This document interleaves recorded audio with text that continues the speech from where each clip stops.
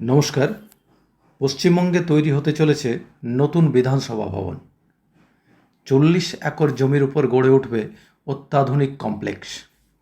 কিন্তু কেন হঠাৎ এই সিদ্ধান্ত? কোথায় হবে এই নতুন ভবন? আর কেন এখনই এই ঘোষণা? চলুন জেনে নেওয়া যাক। রাজ্য বিধানসভার বাজেট অধিবেশনের শেষ দিনে মুখ্যমন্ত্রী মাননীয় শুভেন্দু অধিকারী মহাশয় প্রস্তাব দেন, ভবিষ্যতের কথা মাথায় রেখে নতুন বিধানসভা ভবন নির্মাণ করা উচিত।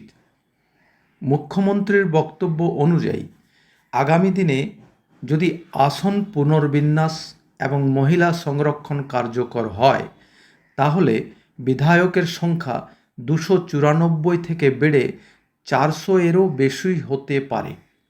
বর্তমান ঐতিহ্যবাহী বিধানসভা ভবনে এতজন সদস্যের বসার পর্যাপ্ত জায়গা নেই।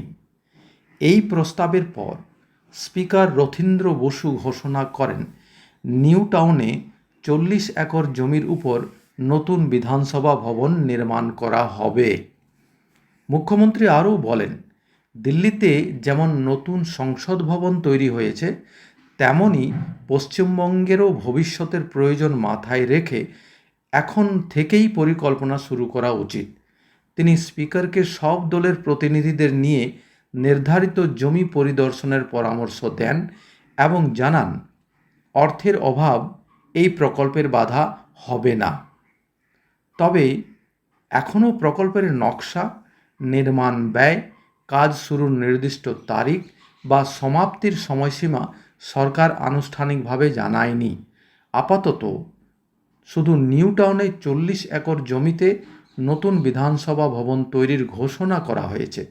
ভবিষ্যতে এই প্রকল্প নিয়ে আরও বিস্তারিত তথ্য সামনে আসতে পারে।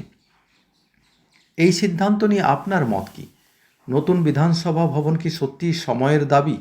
কমেন্টে অবশ্যই জানান।